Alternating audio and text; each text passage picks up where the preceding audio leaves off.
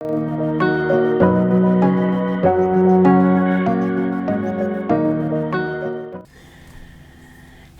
everybody, thank you so much for joining me. Today is February 23rd, 2024, and my name's Carrie. Thank you so much for being here.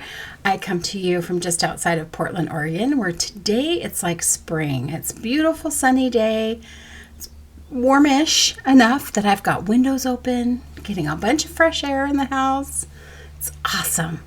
Violet's sunning herself. She loves to bask in the sun, and it's all good. I love days like this when it's sunny but not hot, because it can get hot up here in the summertime, and I just want to spend all my time in my craft room, as you can probably understand. I have been going down all kinds of rabbit holes. I was going to record last week and then kind of took on a project that I became obsessed with, tried to figure it all out, didn't work, but it took up my time that I was going to record. Then earlier this week, I decided to try something different, and we'll talk all about that. So, yeah, nothing much has been happening around here other than the fact that I've been home and crafting, and that's not a bad thing. It's actually very good. I was lucky enough a few weeks ago to go with Jim. He needed to make a business trip up to the Seattle area just for an overnight thing. And I said, can I go with you?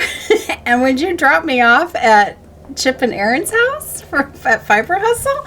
And I can go visit them while you're working. And he's like, sure. So that's what happened. It was just this spontaneous thing, and went up and got to visit and hang out with Chip most of the day. I helped him work on some of his new bags that he's making that'll be in the shop probably in the next month.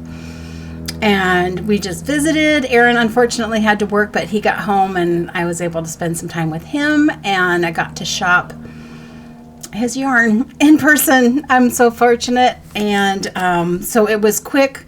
They got some pizza for us. We hung out and had some pizza, watched a program on TV for a little bit, and then we left. And the next morning we headed back home. So it was just a real quick little thing, but it was great. I mean, anytime I can spend with those two is precious. So I've got some yarn to show you that I picked up from Aaron. He's such a good dyer. He's a good person too, but I really love the way he dyes as well. I have been working a little bit on my quilt, so you can see if you watched last week, I've got a little bit more done. It's a very slow progress. I knew going into it was going to be slow. I'm giving myself a year to finish it. It's like if I fill this space right here, then that's halfway there. So I'm getting close. But I only work on it when, and it's not by any decision, it just seems to be what happens. So I work on it when I join my online sewing group. So this week, a good amount of them are at QuiltCon, which is amazing for them. I decided not to go this year. It is in Raleigh, North Carolina, which is on the complete opposite coast of where I am. But next year, it is an annual quilt show for modern quilting, and there's classes and lectures and judged quilts and all that kind of stuff. And next year it'll be in Phoenix, and I figure Phoenix is a lot more doable for me than the expense and the time and everything it takes to go to the other coast. But several of my friends from the group are there, and I'm envious of them and really happy that they get to do it. So I can't wait to hear what happens. I haven't seen anything yet because they were all just kind of getting there yesterday. But I'm sorry if you can hear the airplanes going by. I live not too far from a small airport, and on sunny days like this, people like to fly. And so they're a little ways away, but you can still hear the planes. But I don't want to close my window, so we're just going to have to roll with it. And hopefully it doesn't distract either you or myself, because squirrel. But anyway, I've also been doing, so one of the rabbit holes I'll start with, since I'm talking about the quilting and all of that kind of stuff. I decided once I got this last unit done on the quilt that I was going to put it away for a little while and just give myself time to work on something else. Something that's not so tedious and just kind of play a little bit and take a break from it. So I put that aside, and I decided to try and make a shirt. So on the quest for that, I have had this pattern, and this is from 100 Acts of Sewing. It's Sonia Phillip, and it's a very easy pattern. It was really popular. A lot of people were making it. Saw like a few years ago, and I don't remember. I don't know that I tried to make it. I was just like, yeah, I don't know, and don't have the right fabric or whatever it was. And for some reason, I'm like, let's try and do this. So I had an old sheet that I decided to use as like what they call making a muslin. So it doesn't have to be out of muslin. It's just meaning you're working out the fit. You make it, you make some adjustments. You're not using good fabric. So I happen to have this flat sheet for a king size bed. So it's lots of fabric, and I made it, and not bad, but here, it's this one. There were some things I wanted to change, so I didn't completely finish it. So it is like, no, was that this one? I made so many versions of this. Anyway, the front and the back are cut the same, and so the back, so you can see the collar would have been like here, and I wanted to drop it some. So I redrafted. I traced the paper pattern on what's called Swedish tracing paper, and it is a cloth paper. I mean, it's like cloth. It's fibrous, but it's paperish, but it's a lot more flexible than like a piece of computer paper. So I traced the pattern on that, and that way I'm not cutting into the multiple sizes that it has. And I lowered the neckline. I'm like, okay, well, that's better, but it just still didn't feel like it was right. I needed to drop it even further. So I dropped it further, but then this is too wide for me when I'm wearing it. I don't have a long distance between here and here. And it's like, oh, that's too wide. So I was trying to, like, if I alter it and I do this, will that bring it in? But then what happens with all the fabric down here? And I don't know really how to alter patterns. I was just sort of winging it.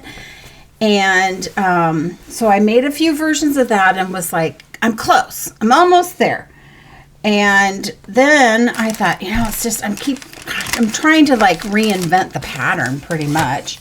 So I got back into where my little patterns are, and I found that I have this. This is dress number 2. Yeah, dress number 2. And I thought, you know what? This is more the neckline I'm looking at. I do better with a set-in sleeve rather than this type of sleeve. I'm sorry for the crinkling. That type of sleeve, because then that gives you too much under here. And I thought, what if I just make it short? Shorten the sleeves, shorten here, and then this part is pretty much what I'm trying to do. So I did it and made it out of my sheet. And I'm like, that worked pretty good. Made a little bit of an adjustment, and then I decided to just cut into fabric, and I'm wearing it. So I ice-dyed this fabric, maybe a couple years ago, and I showed about it. And so I cut into my ice-dyed fabric, and I made it. I like it. I like it a lot, actually. But the thing that I'm going to change is it's still too wide down here. I feel like it's just too tenty. Now, granted, this is muslin. This is quilting muslin that I ice dyed. So quilting fabric's not great for clothing because it's a little stiff, but it's what I had. So I thought, okay, I still need to make an alteration to it. And what I'm going to do is I'm going to go from here to here and take in probably an inch on either side. A couple inches that'll come off of that, and then that won't flare out so much and feel so much like a tent. But the rest of it fit pretty good. And I was laying out the pattern piece on this fabric, and the pattern piece is on the fold. So this is folded, you lay the edge here, and so when you cut it, then open it up, you have two sides that are the same. Well, I didn't want like something like this to be like right on my boob, so I was really trying not to. This ended up being right in the center, and then I noticed that right in the middle of the back looks like a dragonfly. So I don't hate it. I kind of like it actually.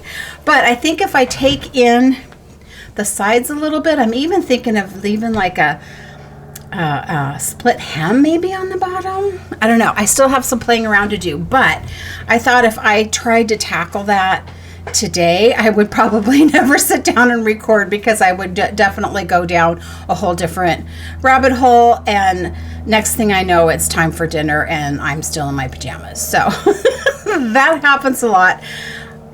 When I come up with an idea that I'm trying to process, I become very obsessed with it, and I have to see it through at least to some sort of resolution before I can feel like I can let it go. So I made this. I love it. I want to look for fabric that's a little more drapey and try it again, because I think this could be just really comfy for the warmer weather coming. Like I said, doing a split hem, I don't know, lots of options. But if I can get that original pattern to work, then it's just a matter of putting it together. Very, very simple. I have made clothing in the past. Many, many, many years ago, I used to make my own clothes, simple things like skirts and things like that, and I was a lot thinner at the time. And so I have some basic garment sewing knowledge. It's been a really long time, but it did help, like setting in sleeves. There's a little bit of a trick, I guess, to doing it, to getting them to fit nicely. But it worked out really well. I'm going to alter the width. Like I said, I will wear this. And now I'm on the search for like clothing fabric, apparel fabric. I've looked online. We used to have a great store in Portland called Fabric Depot, which was humongous. It was just this ginormous store, had every line of quilting cotton you could imagine, upholstery fabric, bridal fabric. I mean, it had everything. And it closed down many years ago. And now it's like, where do you go to get clothing fabric? I kind of want to feel it. So the only thing that I have that's kind of close to me is a Joann Fabrics, which I know their quality isn't great, but maybe I can find something. And honestly, you buy clothes anymore and the fabric quality is not all that great either. So I'm probably not any worse off than Joann. So I think I might tackle Joann, see if I can come up with some fabric and make some more shirts. But this one is pretty stinking fun. I also have a skirt pattern from 100 Active Sewing. They are like this, especially as it's extremely easy pattern. That shows it like that. I guess it did do that. It just didn't do that far enough for me. Whatever. Anyway, that was this. That was the last couple of days trying to figure this all out, which was so fun. I love doing that. I have a blast trying to figure it out, So last week, what kept me from recording was the rabbit hole I went down for the knitting pattern. And it didn't work.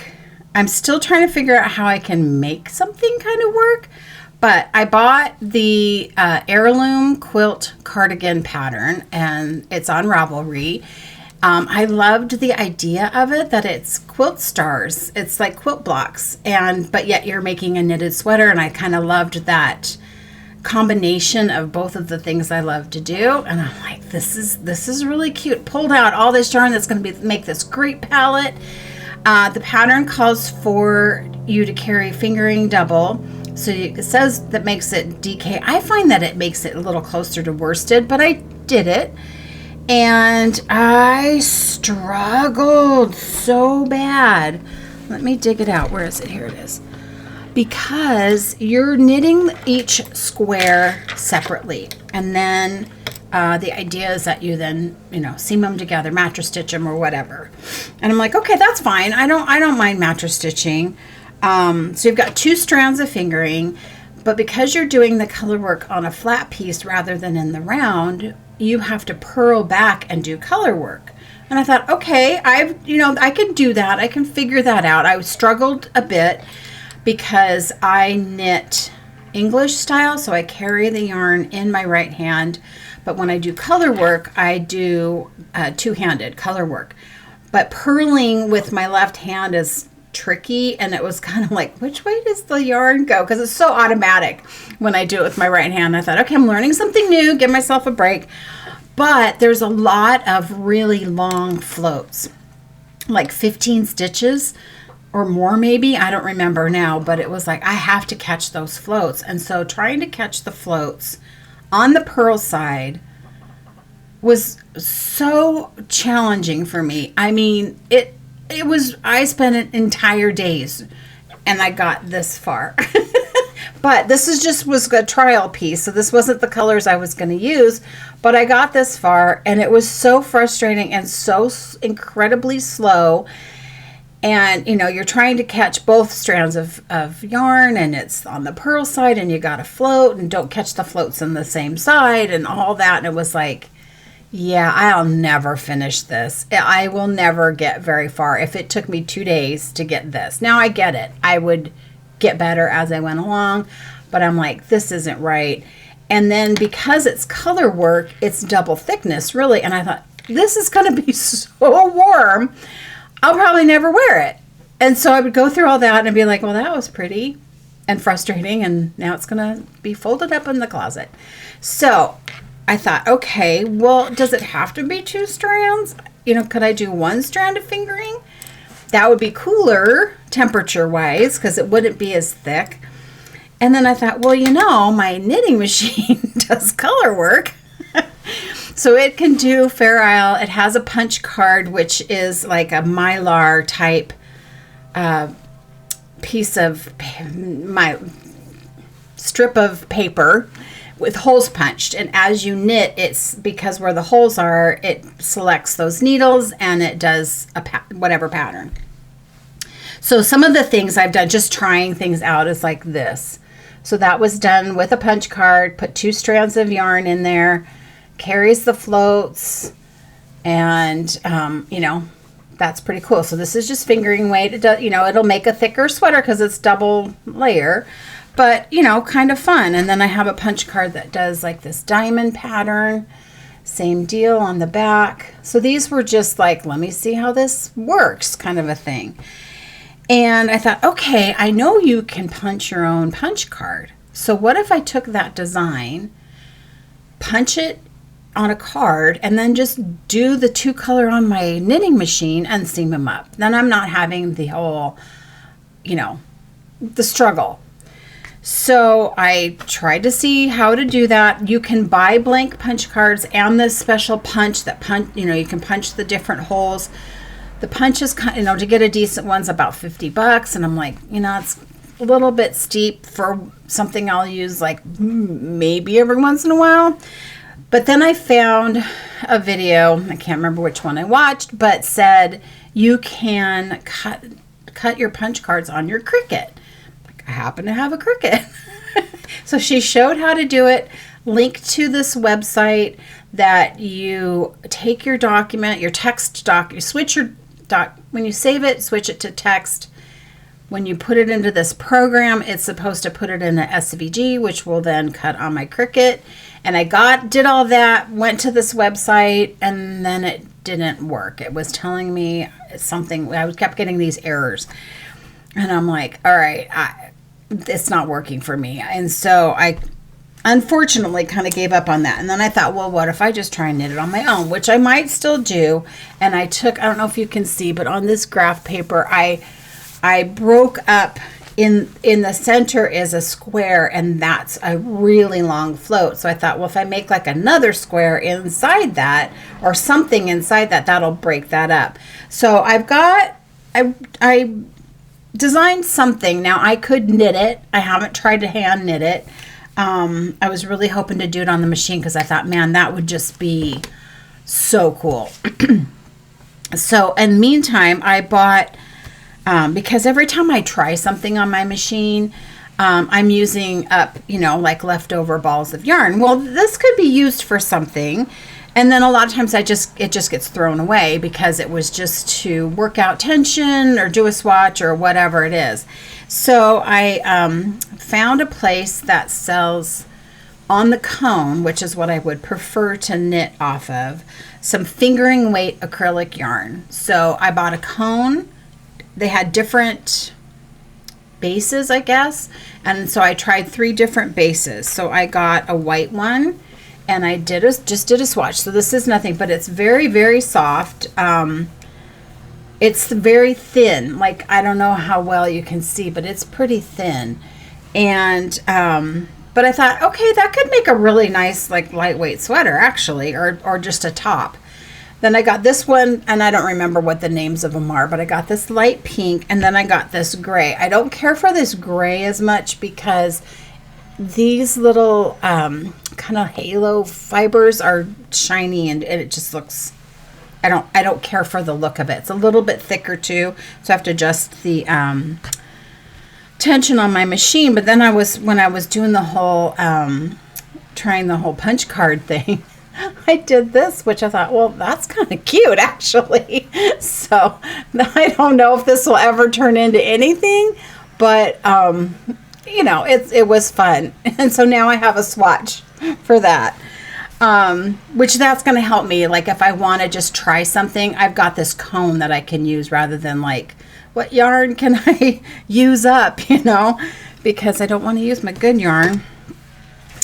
So I haven't resolved that problem. It may end up being something that I never make. And the pattern's a $12 pattern. I'm like, I spent $12 and I'm not going to make it. So maybe I'll end up figuring it out and I just make a pillow or something. Who knows? I doubt it. I don't like throw pillows, so I doubt I'll ever make a pillow. But, yeah, so that was that. Speaking of my knitting machine, if you were around last episode, I talked about this knit that I was trying to do. So I was trying to make a sweater based off of just a pattern generator, putting in my numbers for my gauge and the size, the measurements that I wanted the sweater to be, and then it gave me a rough instruction, kind of guideline of how to knit it. And I struggled, and I kept at it because I'm like, nope, this is what this is about, is learning how to do this. So I got a completed sweater that I will be ripping out, but I wanted to share it with you. So I did complete it. I didn't have enough for the sleeves. So I thought, oh, let me just make it kind of like a short sleeve or sort of a vest type of thing. Being that I did it on my machine, I don't know what the equivalent is to a needle size, so I guessed, and I feel like that kind of pulled it in a little too much. The biggest problem I have is, like I said with the shirt, it's too wide. And this sweater, they don't have you, the pattern designer didn't have you do any kind of ribbing or anything. It's just supposed to be this rolled edge. Well, there's nothing to keep that from stretching. It's super, super stretchy. So it is like, and then once you wear it, it is super wash yarn, so it will stretch. It's going to like, I'm going to be doing the flash dance one shoulder thing, which was fine in my 20s, but not so good now. So, I can still use this yarn. Unfortunately, now I have to take out the mattress stitch that I did on the sides and unravel it again. But I love this color of yarn that I have, and this is stuff I dyed a long time ago. Something I wanted to show, where was it? So I, at one point, did something different on the neckline. I'm like, that's not working. Let me take that out. Hung it back on the machine, and when I hung it back on the machine, I had the stitches twisted. I didn't realize it the way I was picking them up and putting it on the machine. And I wanted to just show you, it was a really good example of what that looks like. If you twist your stitches just randomly, they don't look right. Which I was going to be okay with if the sweater worked out, just because at that point it was like anything was going to be okay. So, make sure your stitches are turned the right way. So I will be ripping this out. I decided that because I do really want to make stuff on my knitting machine besides socks. That's pretty much all I've used it for.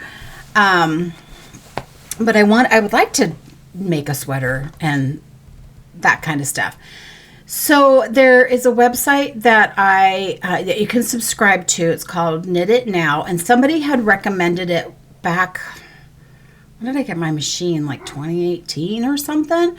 A viewer recommended the site. I had just gotten my machine, and it was really helpful. But it's like $100 a year. Now it's $120 a year, and it's like, how much am I really going to use it? So I didn't resubscribe. Well, now that now that I'm where I am with, I've got time because I'm retired and all that kind of stuff. I think I'm going to go ahead and subscribe to that because they have patterns that's like, here's this cardigan, say, and you do the same thing. You put in your gauge and everything, but there's more support with it. So it'll give me the instructions, put on so many stitches, knit so many rows, do this, whatever you got to do.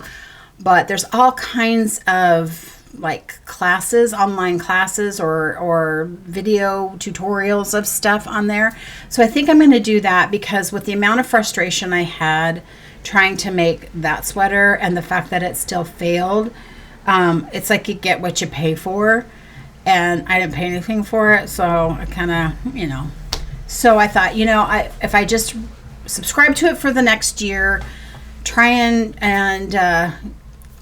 find a pattern that works. Because once I've got the pattern that works, I honestly don't care if I have the same pattern in like 50 colors. It doesn't matter. As long as the fit's there and I feel like I'll wear it like this. If I can get this to work and you'll see me in this all summer long in different versions because it'll look different with different fabric. So I think that's what my next step is just trying to do that. Okay, so that's all of that. I have been knitting. I finished some spinning too. Let's do that. So when I went to Rhinebeck, which has been a year and a half-ish ago, I bought some fiber from Sherstycat. And so this is BFL, 100% BFL, and it doesn't have a name. But I bought this fiber, and I hadn't spun in a really long time when I got back from Rhinebeck and was spinning it, and so I didn't do the greatest job spinning it, and it sat on my spindle or bobbins for over a year, and I thought I've got to ply it. So I plied it. Not the greatest spin, was not really all that enjoyable to spin. I don't know if it was me or if it's the fiber, but I finally plied it. I don't know how much I have. I didn't measure it, but this is 100 grams of that. So I don't know what I'll do with it because it's not, I don't know. I'm not going to say. There it is. That's it.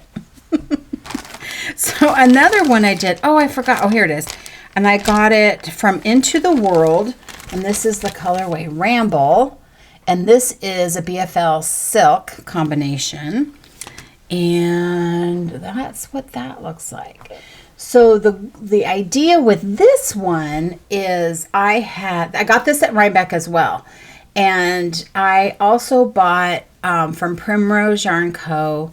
enough yarn to make a sweater, but it's like almost black, like a really, really dark gray that's pretty much, counted as black. And I thought this could be really pretty as color work.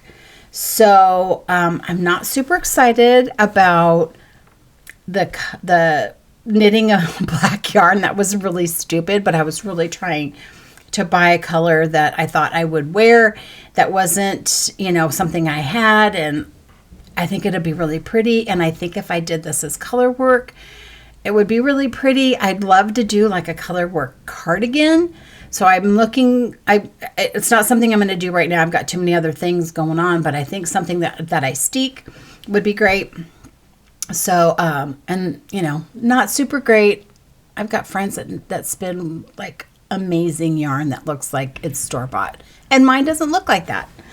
But I've been trying to get to my wheel, even if it's just for 15 minutes. I hear people say that if you just do it for 15 minutes a day, I don't work like that. Like if I get into it, I'm into it. like yesterday, you know, I was like, crap, I haven't eaten lunch and it's like almost dinner time because I just get obsessed into it. So I'm trying to do a little bit more spinning. I'm currently spinning something that has a lot of silk in it. So it's turning out very challenging as well because silk is very slippery and has a different staple length than the other fiber that's with it, but that's okay. That's how you learn. So if this ends up being in the sweater, great. If not, it's still very pretty. So, yeah, that's my spinning. Oh, and then I thought with, you know, the harvest, we're going to circle back. That harvest quilt cardigan, it started me thinking, like, does it have to be a star? What if I just did different motifs in each square? Like figure out stitch count for a square, and you just like each square is a different motif. Would that just end up looking like what the hell, like something you did in the 80s where there's like those wild those wild sweaters? I have these 2 doodle packs from Pacific Knit Co, and I was looking at these like, could I do something? I don't know. I kind of feel like I could. I also have Knitovations, and then I haven't got the new book. No, Knitovations I think is the new one. What is the first one? Alternate. It's all the color work, little motifs and stuff. And I thought, what if I just did that? I'm just afraid it would look too crazy. It looked too like, what were you trying to do?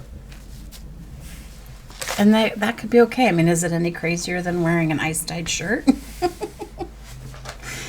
So, back to the knitting. When I went to see Erin and Chip, and I got to shop in Erin's store, his warehouse, I picked out a couple of colors that I thought looked fabulous together, and I wanted to knit something 2-color, and I picked these 2 colors. Let me show you the colors. So this one is the Abyss. This is Fingering Weight. That's not that one. I don't have the tag. Oh crap, I don't have the tag. This goes to something else. This is the Abyss. Fingering Weight, 450 yards, 80/20, 4-ply. I have people on my street. I live on a dead-end street. There should be people on my street. Somebody's lost. And then this one's Golden Kelp. Sorry, I totally distracted. So I thought, amazing, right? Amazing. Amazing. And then I am knitting. This is the Vector Trail. Vector Trail? Yeah, I'll put the pattern right here. So 2-color, it's mosaic knitting. And then you get about halfway through and you switch the dominant color. So now I'm working with the colors reversed, and it just looks pretty amazing. Isn't that cool? These colors are so good together. So this will be for Erin. You do this little like zigzaggy little edge, and so very fun. This yarn's lovely to work with. And this Golden Kelp color, I swear this color goes with so much. It is such a good color. I think he's still got some in his shop. You should check it out. Of course, that's not what I was working on at the time. So I had started a sweater, but I have to wait till I get more yarn for it. So I'm not going to show it to you till later. I was working, and I still currently am, working on this vest. So this is the Audrey vest by Drops Designs. So I decided to knit it in the round. It's normally knit in front and back piece. Knit it in the round, split for the sleeves, and now I'm following the pattern to do the rest of it. It's bottom up. So I have started decreasing. I hope to goodness I'm doing this right. The instructions suck. The instructions suck. So this is where I split for sleeves, and now I'm going up. Here, you can see this way. Oh my goodness. I'm tangled up here. So this is going to be the back piece. So see, I'm doing this. So I think I've decreased it enough, and now I got to do whatever's here. But the instructions are challenging for me to follow. Now, Christy over at Relatively Crafty has been making a ton of these and just whips them out. I'm struggling with the pattern. Probably me, as we all know. But the wording, it's a free pattern, so you get what you pay for. I'm not sure. Somebody said they think that they're Danish or Swedish or something, and so the interpretation wording can be a little bit weird. I just hope I'm doing this right. But this is yarn that I dyed. This was Fire in the Sky, DK weight. I put it aside because I was working on that shawl. I got very obsessed with that. But every once in a while, I get to working on this. I was working on that last night at midnight, so good for me. Now I'm going to show you yarn that I acquired at Fiber Hustle Warehouse. So I got the Abyss and the Golden Kelp. And this is a new color that he is just putting out. It's a good navy blue. It's great. Goes with so much. This one is called Absolutely Live. It's based off of a Doors album, the Doors band.